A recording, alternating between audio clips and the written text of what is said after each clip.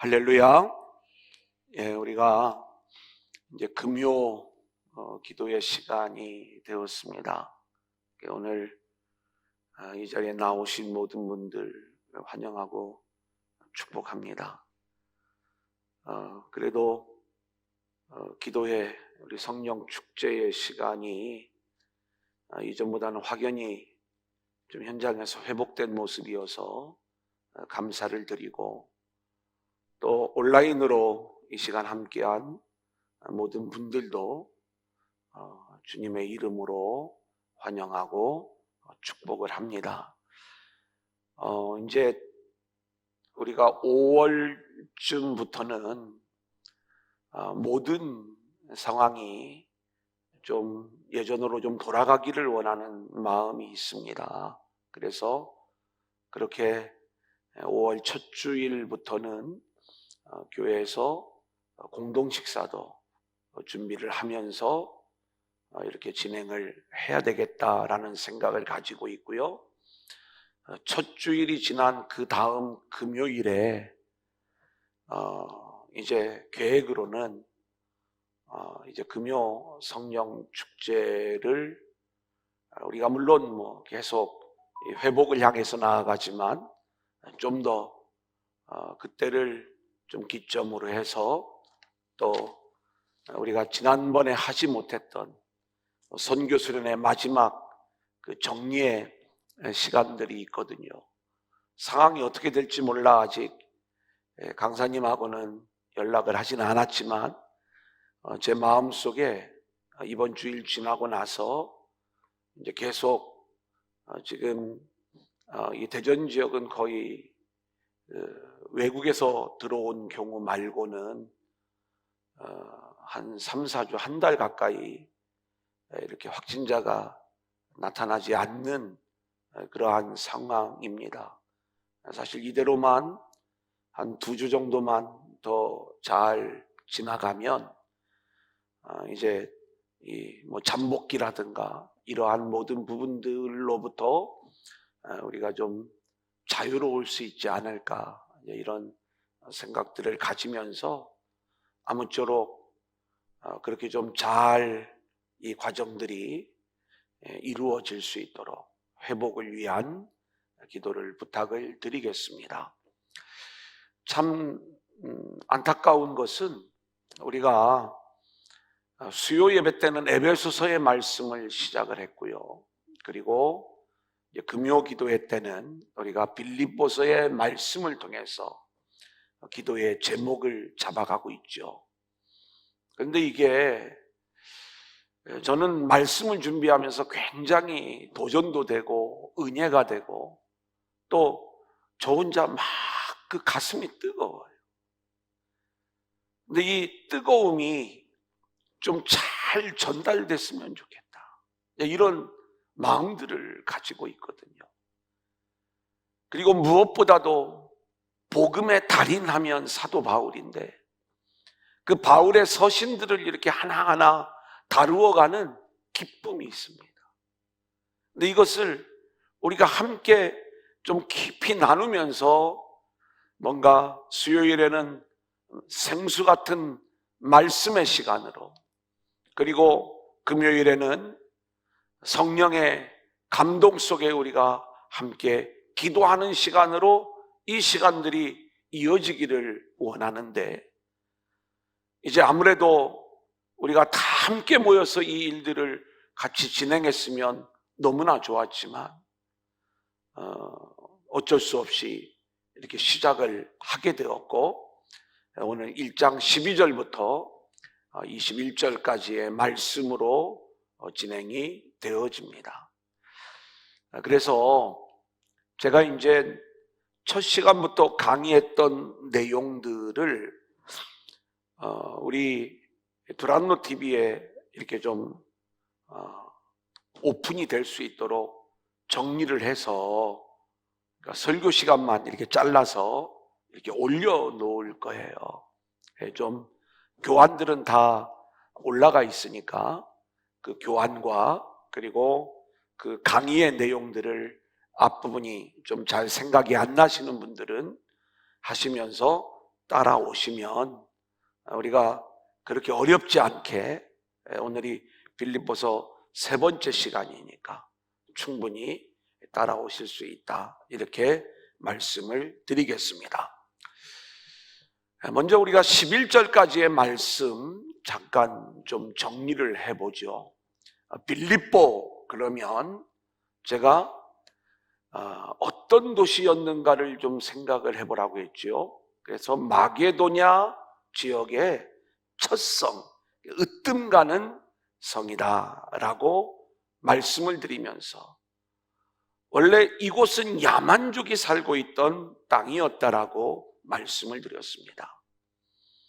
그런데 이곳에 그리스의 이 빌립 2세, 그리고 알렉산더 대왕이, 그리고 이어서 로마 황제가 이곳에 제대로 된 문화를 좀 꽃피우기를 원했던 마음이 있었어요.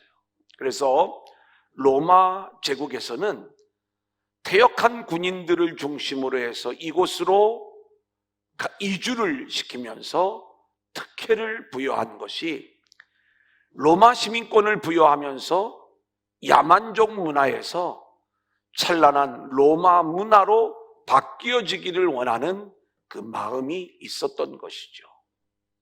그래서 이 로마 시민권이라고 하는 것이 이 빌립보 지역을 살아가는 사람들에게는 아주 중요한 삶의 동기가 되었던 것을 보게 됩니다. 근데 바울이 이곳에 복음을 전하면서 이 땅에서는 로마 시민권이 최고일지 모르지만 우리가 가져야 되는 시민권은 하늘의 시민권이다, 이 부분을 이야기하면서 우리에게 이제 하늘의 시민권을 가진 자로 살아가도록 우리를 이끌어 가시는 하나님의 구원의 이야기를 들려주는 거예요. 이 빌립보 교회, 그러면 우리가 바울의 2차 전도 여행 때 루디아라고 하는 한 자주장사 여인의 이야기, 귀신 들린 여종의 이야기, 그리고 빌립보 감옥의 간수의 이야기들을 우리가 잘 알고 있어요. 근데 이들을 바울과 만나게 하시고, 그리고 하나님이 이들을 변화시켜 가시면서 이들을 통해서 빌립보 교회가 시작되게 하시는 하나님의 일하심에 대한 내용들을 우리가 함께 나누었죠. 자, 그리고 나서 세월이 흘렀어요. 바울의 지금 삶의 자리는 이제 예루살렘에서 죄수의 신분으로 로마의 감옥에 와 있는 그러한 상황이에요. 그런 상황 속에서 바울의 어려운 이야기를 들었던 이 빌립보 교회 성도들이 에바브로디도라는 사람을 보내어서 바울을 돕는 일을 하게 됩니다. 그래 이제 이 에바브로디도가 그 먼 거리를 이동해 오면서 병에 걸렸는데 하나님의 은혜와 기도 속에 치유함을 받고 다시 돌아가게 되는데, 그 돌아가는 편에 사도 바울이 빌립보 교회에 이 편지를 보내는 거예요. 1절 2절 편지의 인사말입니다. 우리 한번 같이 읽어볼까요? 시작. 그리스도 예수의 종 바울과 디모데는 그리스도 예수 안에서 빌립보에 사는 모든 성도와 또한 감독들과 집사들에게 편지하노니, 하나님 우리 아버지와 주 예수 그리스도로부터 은혜와 평강이 너희에게 있을지어다. 여기서 우리가 두 가지 키워드를 우리가 함께 기도의 제목으로 잡았었죠. 하나는 바울의 자기 인식입니다. 특별히 에베소서나 다른 바울 서신에서는 본인이 하나님 아버지와 그리스도로 인하여 사도가 되었다라는 것을 늘 밝히고 있었어요. 그런데 이 빌립보 교회에 편지를 하면서는 어떻게 이야기를 하냐면, 나는 그리스도의 종입니다, 이 부분을 밝히고 있는 거예요. 우리는 언제나 내 인생의 주인이 예수님이심을, 그리고 나는 예수님의 종임을 알고 그 주님의 주인 되심을 위하여 그리고 우리의 인생의 방향이 오직 주님만을 위하여 살아가는 인생이 되어야 한다는 것. 또 한 가지는 그리스도로부터 오는 은혜와 평강. 우리가 오늘 이 내용을 집중적으로 공부를 할 텐데, 바울에서는 어떻게 이 감옥 안에서도 그 은혜와 평강을 고백하고 본인이 누리는 이 은혜와 평강을 빌립보 교인들에게 선포할 수 있었는가? 그것은 그 은혜와 평강이 환경으로부터 오는 게 아니라 그리스도로부터 오는 것임을 알고 있었기 때문에 그런 거예요. 오늘 우리가 그 내용을 함께 나누어 가도록 하겠습니다. 3절 우리 한번 같이 읽어볼까요? 시작. 내가 너희를 생각할 때마다 나의 하나님께 감사하며. 바울은요, 빌립보 교회 성도들을 생각할 때마다 너무 하나님 앞에 감사한 그 모습이 있었어요. 저도 우리 성도님들을 볼 때마다 정말 하나님 앞에 감사가 넘쳐나는 거예요. 진짜예요. 왜 감사하냐? 바울이, 빌립보 교회 성도들이 바울을 많이 도왔어요. 지금 바울은 내가 어려울 때마다 빌립보 교회 성도들이 나를 도와주니까 감사하다? 이 표현이 아니죠. 바울이 빌립보 교회 성도들을 생각할 때마다 감사한 것은요, 한번 생각해 보세요. 장사하러 빌립보 교회에 왔던 루디아가 하나님의 사람이 되어서 교회 안에서 열심히 헌신하며 멋진 사명자로 세워져 가는 모습들을 생각할 때 바울에게는 말할 수 없는 은혜와 기쁨과 감사가 넘쳐나는 거죠. 제가 이 부분을 이야기할 때 여러분들이 처음 교회에 나왔을 때를 제가 대부분 알잖아요. 막 세상에서 지쳐있고 힘들어있고 상처받아서 많은 아픔 속에서 그 고통 가운데 주님의 은혜만이 나를 좀 위로해 줄 수 있을 것 같아서 그렇게 그 은혜를 갈망하며 주님 전에 나와 사실 그대로 주님이 저와 여러분의 마음을 만져주시면서 우리가 하나님의 사람으로 한 걸음 한 걸음 세워져 가고 또 그렇게 걸어가는 그 모습들을 바라보면서 이게 얼마나 감사한지. 그렇죠? 오늘도 이 밤에 우리가 이 자리에 나와 있는 것, 주일에도 교회 나오는 것을 몰랐던 영혼들이 이제는 금요 성령 축제에 나와 하나님 앞에 기도하는 그러한 모습으로 세워지는 것, 생각할 때마다 감사한 거죠. 여러분 안에 행하신 주님의 이 일 때문에 감사한 거예요. 자, 4절 5절 같이 읽어볼까요? 시작. 간구할 때마다 너희 무리를 위하여 기쁨으로 항상 간구함은 너희가 첫날부터 이제까지 복음을 위한 일에 참여하고 있기 때문이라. 예. 실제로 빌립보 교회는 굉장히 가난한 교회였습니다. 그리고 고난과 환난 가운데 있던 그런 작은 교회였어요. 자, 하지만 그러한 어려운 환경 속에서도 불구하고 바울이 복음의 사역을 위해서 때로는 어려움을 당하는 예루살렘 교회를 위해서 이렇게 뭔가 복음의 삶을, 헌신된 삶을 요구할 때마다 이들은 본인들도 어렵고 힘든 그러한 여건이었지만 그 말씀 앞에 그대로 순종하면서 나아가는 이 빌립보 교회 성도들의 모습을 바라보는 거예요. 그래서 이제 이 빌립보 교회 성도들이 복음의 일에 적극적으로 참여하고 있는 것, 이 부분을 생각할 때마다 기쁨으로 이 빌립보 교회를 향한 기도를 드릴 수가 있다, 이 이야기를 하고 있는 거예요. 저는요, 우리가 믿음이 좀 자랐다는 게 뭡니까? 하나님이 우리 안에서 어떤 믿음의 일들을 해 나간다는 그 증거가 뭔가요? 그것은 저와 여러분이 하나님 나라의 도구가 되는 겁니다. 그죠? 복음의 도구가 되는 거예요. 나 혼자 내 믿음이 막 자랐다고 자란 거예요.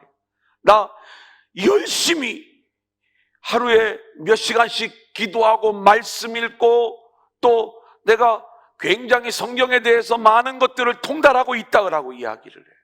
그런데 그것은 여전히 내 욕심을 어떤 면에서는 계속 채워나가고 있는 거예요. 정말 우리가 복음의 일에 참여하고 있다는 것은 나를 통해서 복음이 증거되어지고 그리고 나를 통해서 영혼이 살아나고 확장되어지는 이 일들이 우리 안에 있어져야 되는 거고, 그리고 실제로 어려움을 당하는 자들이 있다면 나를 통해서 희생과 헌신과 물질이 흘러가는 그 일들이 있어야 되는 것 아닙니까? 여전히 굉장히 바른 생활을 하는 그리스도인이기는 한데 자기만 하는, 여러분 교회도 그런 교회가 많아요. 그 교회는 어마어마하게 부흥은 되어 가는데 그 교회에서 더 이상 외부로 흘러가지를 않는 거예요. 수천 명 모이는 교회가 제대로 된 선교사를 한 명도 파견하지 않아요.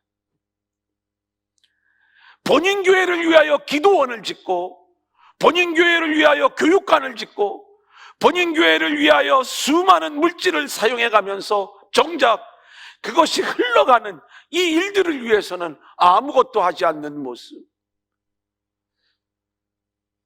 과연 이게 하나님이 원하시는 모습일까? 이제 우리도 마찬가지죠. 우리가 늘 내 인생, 자기 인생, 그리고 자기가 세워지는 일, 여기에만 우리가 관심을 갖고 있다면 우리가 하나님이 하시는 이 일들을 우리가 놓쳐버리는 거예요. 오늘도 우리가 바울의 이야기를 공부를 할 텐데 바울은 지금 감옥에 갇혀 있어요. 복음 전하다가 이게 무슨 난리인지 몰라, 무슨 고생인지 몰라. 하지만 바울은요, 자신이 감옥에 갇혀 있는 것이 오히려 복음이 전파되는 진보, 진전을 이루는 그 일들이 되는 것을 확인하면서 얼마나 감사한지 모르는 거예요. 이게 바울의 신앙의 고백인 거예요. 그러면 우리가 믿음과 복음의 사람이 되었다라면 저와 여러분을 통해서 하나님 나라가 그리고 그리스도의 복음이 증거되고 전파되어지고 그리고 정말 내 생명을 나누어주는, 내 시간, 내 건강, 내 물질 그리고 나의 희생이 이렇게 나누어지고 흘러가면서 그 일을 통해서 주님이 드러나고 복음이 드러나는 이 일들이 우리 가운데 있을 때 우리는 이 모습이 바로 빌립보 교회의 모습이었기 때문에 항상 이 교회를 생각할 때마다 바울은 기쁨으로 간구를 하고 있는 거예요. 자, 그러면서 6절 우리 한번 같이 읽어볼까요? 시작. 너희 안에서 착한 일을 시작하신 이가 그리스도 예수의 날까지 이르실 줄을 우리는 확신하노라. 자, 이 착한 일은 제가 지난주에도 말씀을 드렸지만 전혀 예수를 몰랐던 자들에게 하나님이 바울을 보내셔서 이들이 예수를 알고 복음을 알고 그렇게 믿음의 사람으로 세워지는 이 일들이 착한 일이에요. 근데 이 일을 누가 하신다고요? 하나님이 하시는 거예요. 너희 안에 착한 일을 시작하신 이가 그리스도 예수의 날까지, 이것은 우리 주님 다시 오시는 그날, 구원의 완성을 이루는 그 날까지 그 일들을 이루실 줄로 확신한다는 거예요. 저는요, 저와 여러분의 인생도 바울에게만 역사하셨겠습니까? 빌립보 교인들에게만 하나님이 그 일을 시작하셨겠습니까? 그들에게 착한 일을 시작하신 그 하나님이 오늘 이 시간 함께한 저와 여러분의 심령 속에서도 착한 일을 이미 시작하시고 진행하고 계신 줄로 믿습니다. 그런데 이걸 진행만 하고 있는 게 아니라 영원한 하나님 나라의 완성에 이르는 그날까지 이 일들을 우리 하나님이 완성해 나가실 것을 확신합니다. 이 믿음의 고백을 하고 있는 거예요. 자, 7절, 8절 같이 읽어볼까요? 시작. 내가 너희 무리를 위하여 이와 같이 생각하는 것이 마땅하니 이는 너희가 내 마음에 있음이며 나의 매임과 복음을 변명함과 확정함에 너희가 다 나와 함께 은혜에 참여한 자가 됨이라. 내가 예수 그리스도의 심장으로 너희 무리를 얼마나 사모하는지 하나님이 내 증인이시니라. 여러분, 우리가 서로를 향한 이 사모함이 있어야 돼요. 근데 바울은 어떤 고백을 하냐면 내가 그리스도의 심장으로 너희를 사모하고 있다. 왜 사모해요? 뭐 만나면 좋으니까? 왜 좋은 거예요? 그런 믿음으로 세워져가는, 그리고 그들 안에 주님이 시작하신 이 착한 일들이 계속 이루어지면서 나타나는 그 일들을 보면서 그 모습을 확인하고 싶고 그러한 모습과 함께 교제하고 싶고, 이게 성도의 교제예요. 우리가 만나가지고 뭐 영화 보고, 만나가지고 뭐 멋진 카페 가가지고 우리 또 차 마시고 그것도 좀 해야 되겠지만, 여기에만 우리가 머무르면 안 돼. 정말 우리 안에 하나님이 우리 안에서 시작하신 이 착한 일들이 고백되어지고 간증되어지고 나누어지고, 서로에게 그 일들을 하시는 하나님의 일들을 우리가 바라보면서 우리가 서로를 사모하는 그 마음들이 있어야 되는 거예요. 코로나19가 끝나고 나서 우리가 다시 모일 적에는 뭔가 우리 공동체가 좀 새로워져야 되는 것 아닙니까? 그래서 우리가 다시 새로운 시작을 할 때 어물어물하다가 그냥 다시 때가 돼서 오는 그 모임 말고, 정말 예수 그리스도의 심장을 가지고 이제 우리 안에서 선한 일, 착한 일을 진행하시는 그 하나님의 일하심 하나하나들을 서로에게 발견해가면서 간증하면서 울고, 또 서로 그 대화를 나누면서 도전받고, 그리고 그 하나님이 내 안에서도 역사하고 계신다는 것, 이것을 확인해가면서 우리가 서로를 사모하고 아름다운 성도의 교제를 나누는 저와 여러분들이 될 수 있기를 소원합니다. 자, 이제 바울의 기도예요. 9절 우리 한번 같이 볼까요? 시작. 내가 기도하노라 너희 사랑의 지식과 모든 총명으로 점점 더 풍성하게 하사. 자, 바울의 첫 번째 기도입니다. 이 빌립보 교회의 사랑을 위하여 기도하는 거예요. 그런데 이 사랑은 자신들에게서 나오는 사랑이 아니라 하나님이 부어주신 사랑이에요. 그래서 빌립보 교회 성도들이 하나님이 부어주신 그 사랑을 지식으로 바로 알아갈 수 있도록 기도하는 거고, 그리고 모든 총명으로 점점 더 풍성하게 하사, 그러니까 그들 안에 부어진 그 사랑이 어떤 것인지를 이들이 온전히 알고 그 은혜 안에서 풍성한 모습으로 드러나기를 기도하는 거예요. 저는 우리 성도님들에게서 이 사랑이 좀 흘러나왔으면 좋겠어요. 빌립보 교회의 성도들의 이 사랑의 모습은 복음의 이 일에 구체적으로 참여하는 모습이었어요. 그렇죠? 바울의 어떤 권면과 요청을 할 때마다 늘, 근데 이 사랑이 어떤 것인지를 지식으로 총명함으로 온전히 알면서 그 일들이 풍성해지기를 요청하는 것. 자, 두 번째 기도 제목 같이 볼까요? 10절입니다. 시작. 너희로 지극히 선한 것을 분별하며 또 진실하여 허물 없이 그리스도의 날까지 이르고.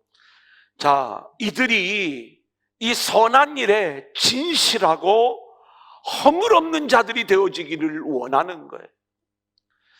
저는 이 내용들을 우리가 아까 뭐 지식, 총명, 진실, 허물이 없음, 이것을 하나하나 성경을 강해할 적에는 이게 원어로 어떤 의미입니다, 이건 무슨 의미를 가지고 있습니다, 이런 부분들을 좀 더 구체적으로 말씀을 드리겠지만, 금요일에는 좀 우리가 기도의 제목을 좀 잡기를 원하는 거예요. 그래서 좀 더 좀 편안한 언어로 좀 바꾸어 드리면은, 하나님이 저와 여러분이 진실하고 허물이 없는 그러한 사람으로 세워가시는 이 일들을 하나님이 그 일들을 이루시기를 바울이 기도하는 것 아니겠습니까? 그러면 이 모습이 뭐냐라고 이야기할 때 우리 안에 일어나는 이 사랑의 일들로 인하여 우리가 자기 교만이나 자기 영광이나 자기를 드러내는 일에 머물러 버린다면 이것은 진실한 사랑이 아니죠.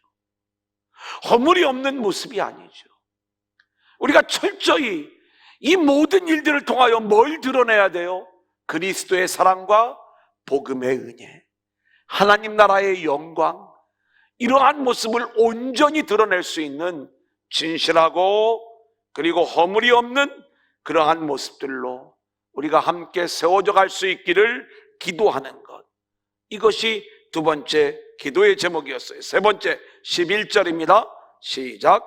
예수 그리스도로 말미암아 의의 열매가 가득하여 하나님의 영광과 찬송이 되기를 원하노라. 자, 여기 11절 말씀해 보면 그래서 너희 안에 있는 그 의의 열매, 이 의의 열매는 하나님이 은혜로 주신, 그래서 나타나는 그 열매로 인하여 이제 너희의 인생이 하나님의 영광과 찬송이 되어지기를 원하노라. 여러분, 저와 여러분의 인생이 그렇게 나의 개인적인 행복을 위한 인생이 아니라 우리가 하나님의 기업이라는 말씀을 제가 드린 적이 있잖아요. 에베소서 말씀을 나눌 적에 하나님께서 저와 여러분을 흡족해 하며 마음껏 즐길 수 있는, 우리가 그렇게 하나님의 의의 열매가 우리 안에서 드러나 하나님의 영광과 찬송이 되어지는 그러한 인생이 될 수 있기를 소원합니다. 아멘. 자, 그러면 이제 오늘 말씀은 이 바울이 이 빌립보서를 이렇게 써내려갈 때 아주 엑기스적인 말씀 중에 하나가 이제 오늘 우리가 함께 나누는 내용이에요. 여기에는 바울의 고백과 간증이 담겨져 있어요. 바울이니까 이런 고백을 하지 아니에요. 바울도 약해요. 근데 그 바울을 이런 고백의 삶으로 이끌어 가신 하나님이 오늘 이 밤에 함께한 저와 여러분도 그렇게 바꾸어 가시고 변화시켜 가시는 하나님 나라의 역사가 임하게 될 줄로 믿습니다. 아멘. 자, 12절 우리 한번 같이 읽어볼까요? 시작. 형제들아, 내가 당한 일이 도리어 복음 전파의 진전이 될 줄을 너희가 알기를 원하노라. 자, 바울이 당한 일이 뭐예요? 복음을 전하다가 자기 동족에 대한 복음을 전하려고 예루살렘에 갔다가 죄인의 신분이 되어 죄수의 신분으로 로마까지 와가지고 지금 감옥에 갇혀 있는 일이에요. 내가 지금 매여 있는 일이에요. 내가 당한 일. 여러분, 우리가 이렇게 매여 있을 때 우리는 하나님 앞에 어떤 기도를 드릴까요? 하나님, 나 정말 억울해요. 빨리 여기서 나 좀 풀어주세요. 나를 좀 자유하게 해주세요. 내가 나가서 해야 될 일들이 많은데 하나님, 내가 이 안에 있으면 안 됩니다. 하나님이 살아계시다면 나를 끄집어내줘야 될 것 아닙니까? 우리가 이런 기도를 드릴 것 아니겠습니까? 근데 바울은 뭐라고 이야기를 하냐면 내가 당한 일이 도리어 복음 전파의 진전이 된 줄을 너희가 알기를 원하노라, 이렇게 이야기를 하는 거예요. 내가 감옥에 들어옴으로 인하여 복음 전파의 진전, 복음의 진전이 나타나게 되었다는 거예요. 그 다음 절에 이제 이 내용이 나와요. 그러면 지금 바울은 자신에게 닥쳐진 일들을 자기 인생의 관점에서 이 부분을 풀어나가는 것이 아니라 철저히 하나님의 관점에서, 그리스도의 관점에서, 복음의 관점에서 자신의 상황을 고백하고 있는 거예요. 감옥에 갇히는 것도 이 일을 통해서 복음의 진전이 일어났으니까 너무 감사한 거예요. 여러분, 이게 우리에게서 나올 수 있는 고백인가요? 자, 13절 14절 우리 한번 같이 볼까요? 이러므로 시작. 이러므로 나의 매임이 그리스도 안에서 모든 시대안과 그 밖의 모든 사람에게 나타났으니 형제 중 다수가 나의 매임으로 말미암아 주 안에서 신뢰함으로 겁없이 하나님의 말씀을 더욱 담대히 전하게 되었느니라. 자, 이게 복음의 진전이라는 건데 잘 들어보세요. 바울이 감옥에 갇혀뒀다는 사실이 이제 이렇게 소문으로 흘러가게 되었어요. 이 이야기를 들었던 믿음의 형제들이요, 바울이 복음을 전하다가 저렇게 감옥에 갇혀 고난을 당하는데 우리도 이 복음을 전하는 자들로 일어서야 되겠다, 마음의 용기를 얻어서 담대히 복음을 전하는 자들로 세워져 가는 거예요. 한번 감동이 없나? 왜 그러세요? 바울이 복음 전하다가 감옥에 갇혔다는 이야기를 주의 형제들이 듣고 믿음의 형제 자매들이 이 이야기를 들으면서 바울이 그토록 전하기를 원했던 이 복음, 그가 지금 감옥에 갇혀 있으니 우리가 일어나서 용기를 내어 이 복음을 전하자, 이 이야기를 바울이 들은 거예요. 바울은요, 너무 감사했어요. 내가 감옥에 갇혀 있으므로 이렇게 여러 형제들이 일어나 복음을 전하는, 그래서 복음 전파의 진전이 일어나는 이 상황에 대해서 나는 너무 감사하다, 이 고백을 드리고 있는 거예요. 바울은요, 자신의 상황과 형편에 매여 있는 것이 아니라 철저히 복음에만, 그리스도에게만 관심을 갖고 있는 거예요. 아멘. 우리 같으면 모르겠어요. 저 같으면 하루 지날 때마다 하나님 언제 꺼내주실 거예요? 하나님 나 여기서 언제 나가요? 하나님 어느 때까지 내가 이 고생을 해야 돼요? 빨리 풀어주세요.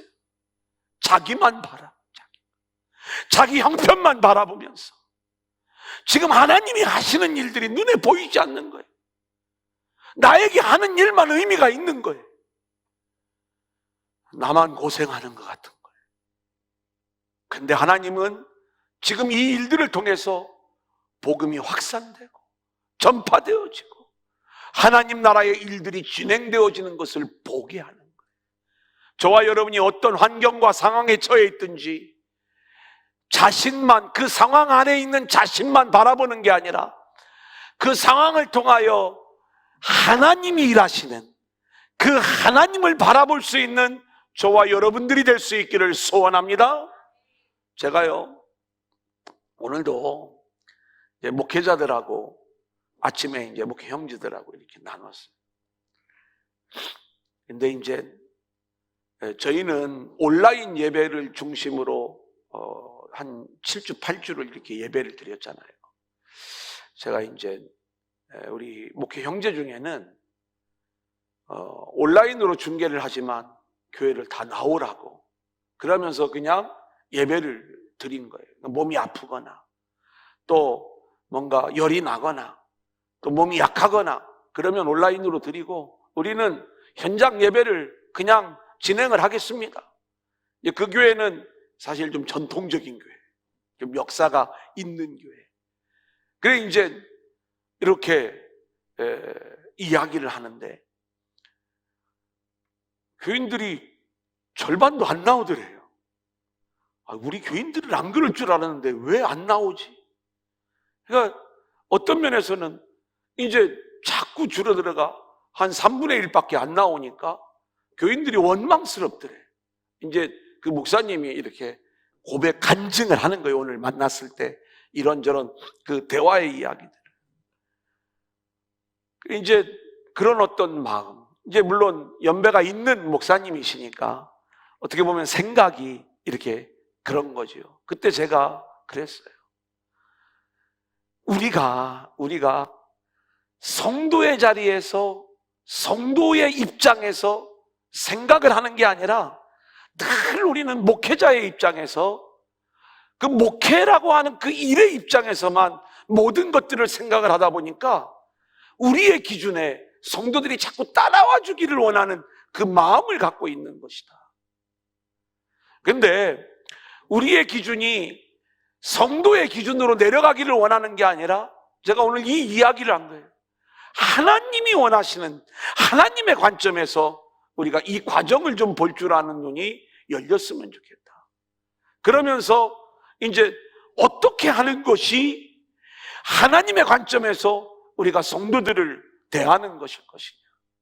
그게 이제 우리가 온라인 예배를 드리는 자, 또 이렇게 현장에 나와서 예배를 드리는 자, 이 둘 사이에 어떤 믿음의 차이를 이야기하면 이건 아닌 것 같다. 이제 같이 대화를 나누면서 그런 이야기들을 나눴어요. 처음 온라인 예배를 드릴 때 아마 지금 이제 온라인 예배를 드릴 적에 지금은 교회 안 나오고 온라인 예배로 드려도 우리가 한 2달 이렇게 드리니까 그냥 그런가 보다 이러잖아요. 근데 한번 대답을 해보세요. 온라인 예배 드리는 분들. 예, 들려요? 처음 온라인 예배 드릴 적에는 되게 불편했죠, 마음이. 그럼 아멘이라고 쓰세요. 예. 그때는 다 불편했어요. 주일에 교회 안 오는 게 막 눈물도 나고, 눈물 안 났는 모양이네. 막 눈물도 나고 힘들기도 하고. 그럴 거 아니겠어요?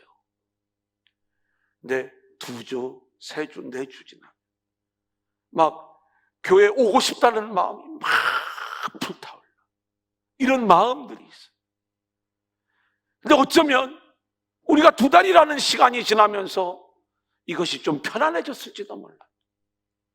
우리가 이 주예전에 모여 함께 예배하는 그 시간이 소망되어지기도 하지만 막상 준비하고 나오려고 하면 또 불편함이 있고 우리의 게으름이 드러나고 그럴지도 몰라요. 근데 우리가 알아야 될 건 뭐냐면 우리가 모든 일들을 목회자는 목회자의 관점에서, 성도는 성도의 관점에서 이 모든 일들을 진행하려다 보니까 서로 섭섭할 수도 있고, 뭔가 우리 목사님은 왜 이렇게 성도들의 형편을 몰라주냐, 이런 어떤 서운함들이 나올 수도 있고 그런 거예요. 근데 가장 중요한 건 뭐냐면 하나님의 마음, 하나님의 관점에서 이 모든 것들을 바라볼 수 있는 것이죠. 그러니까 저와 여러분의 형편, 우리나라에 지금 이 상황이 오게 된 것도요, 저는 처음에는 이러다가 교회 진짜 망하겠다라는 생각이 들더라.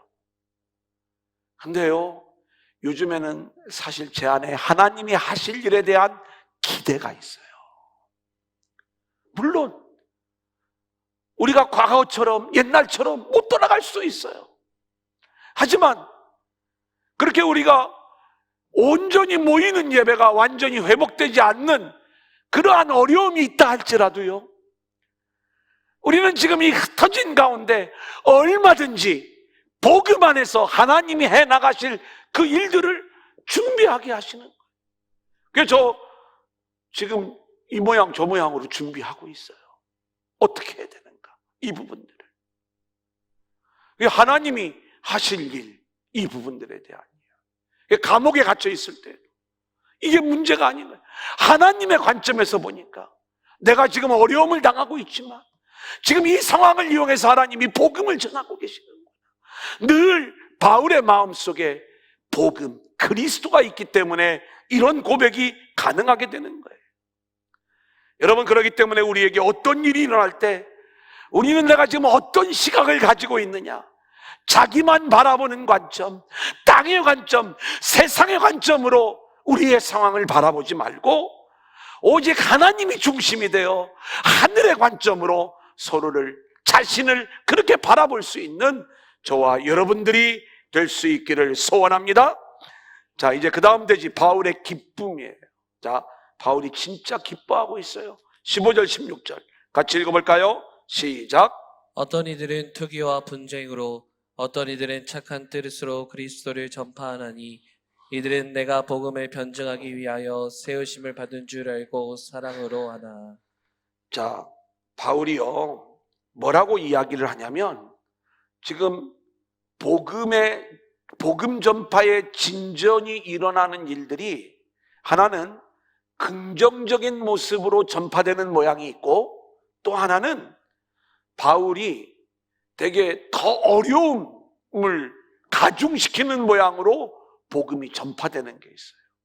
근데 바울이 뭐라고 이야기하냐면, 나는 아무래도 상관없어. 복음이 전파되고 있다면 그게 나의 기쁨이야. 이 얘기할 수 있어요, 우리가. 정말 바울 멋쟁이지 않아요? 근데 우리가 오늘 결론적으로 공부할 내용이지만, 바울이 특별히 뭘 잘나가지고 지금 그런 게 아니라 하나님이 바울의 인생을 그렇게 만들어 가신 거잖아요. 원래 바울이 어떤 사람이었어요? 자기 잘난 맛에 살았던 사람 아닙니까? 율법의 대장에, 자기 소신, 자기 생각에 꽉 차 있어가지고 자기가 옳다고 생각하는 그 일을 위하여 예수 믿는 사람을 잡아다가 옥에 가뒀던 그 인물이 바울이에요.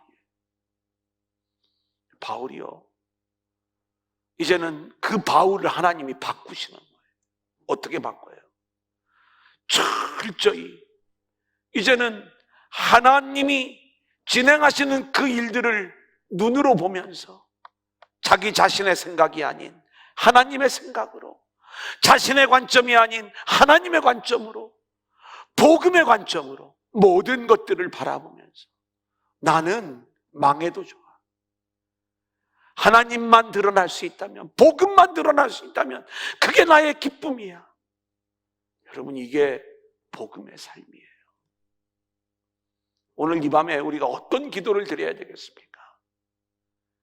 우리는 늘 여전히 나의 세상 속에서의 결핍을 가지고 나와서, 하나님, 내가 이게 채워지지 않기 때문에 너무 힘들고 어려운데 이거 채워주세요, 이게 문제가 돼요, 이런 아픔이 있어요, 계속 내 안에 있는 결핍의 문제만을 가지고 우리가 늘 기도하고 그것을 위한 하나님의 도움을 요청하지만, 우리가 진정으로 우리를 향한 하나님의 일하심의 방향을 알고 있다면, 우리는 그 하나님의 일하심을 바라보는 그 관점 안에서, 내가 비록 고통과 어려움과 환난 속에 있지만 이 일을 통해서 하나님이 드러나신다면, 복음이 증거되어진다면, 하나님, 그렇게라도 저를 사용하여 주시니 감사합니다.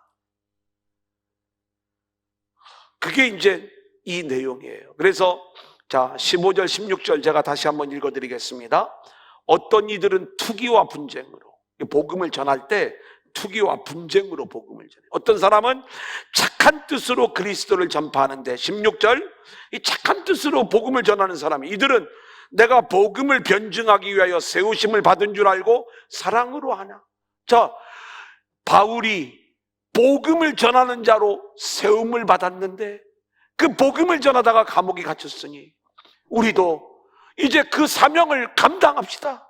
그래서 복음을 전파하는, 바울을 사랑하는 마음에서, 바울의 사역을 계승하는 마음에서 이 복음을 전하는 무리들이 있었다, 이 말이에요.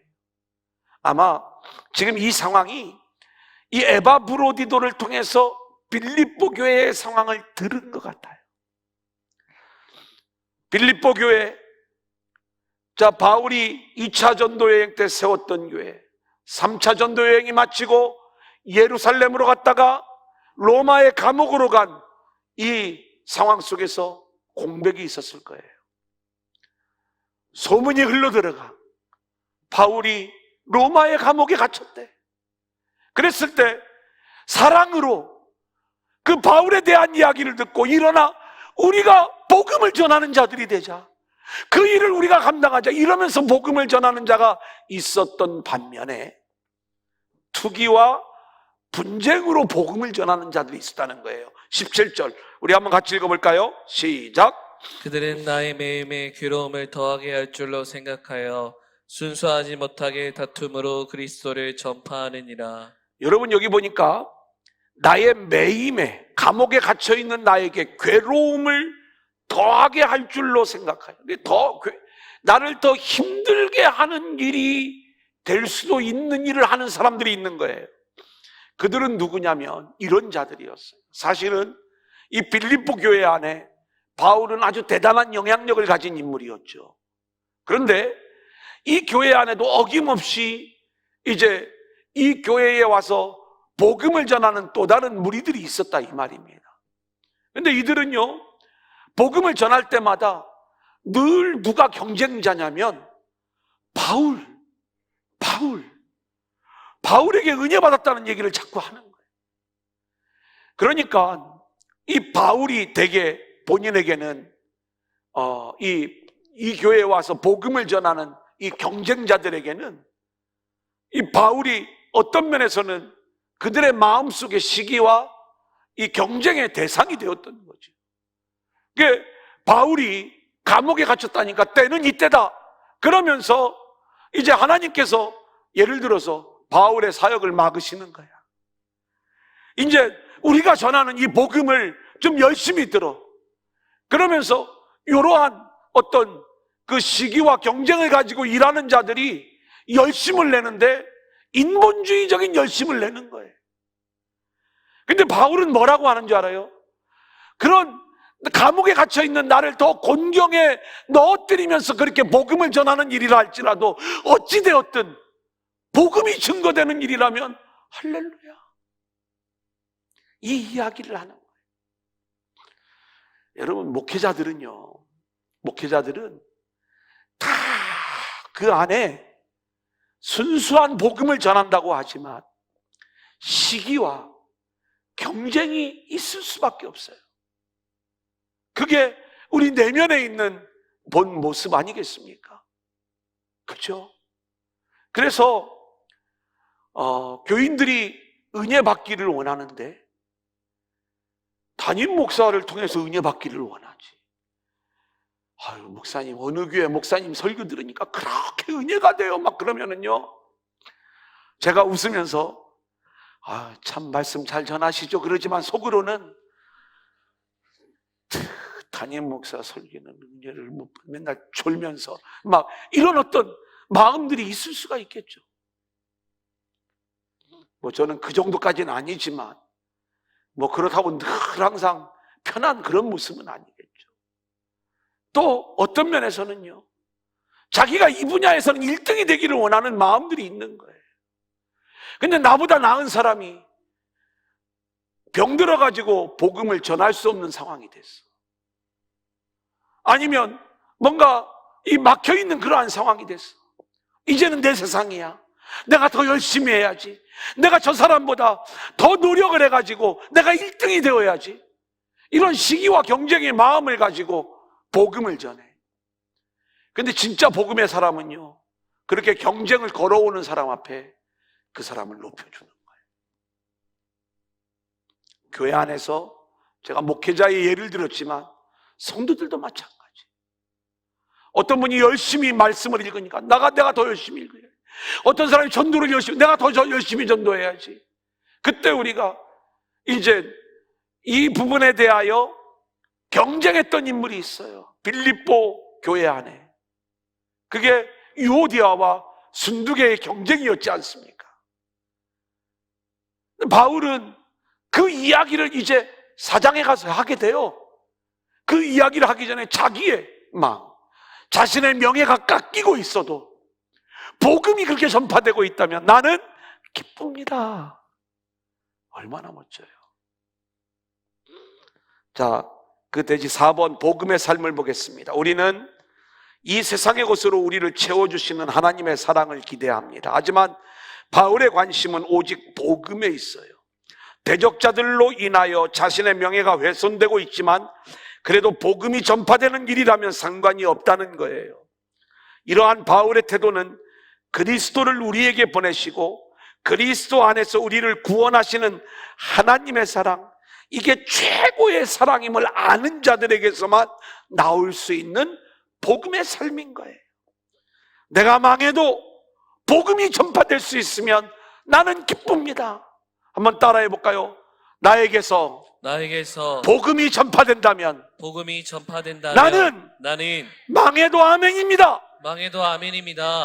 진짜입니까? 아멘. 이 고백이 어떻게 나와요? 그리스도의 사랑을 아는 자에게서만 이 고백이 나올 수 있는 거예요. 어머니들이 그래, 내가 죽고 네가 사는 게 낫다. 이게 자녀를 향한 어머니의 사랑의 결정적 모습 아닙니까?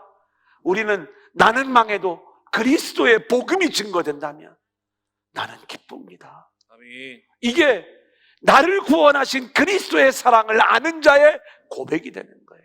이따가 우리 끝날 때 오늘 불렀던 그 찬양, 그죠?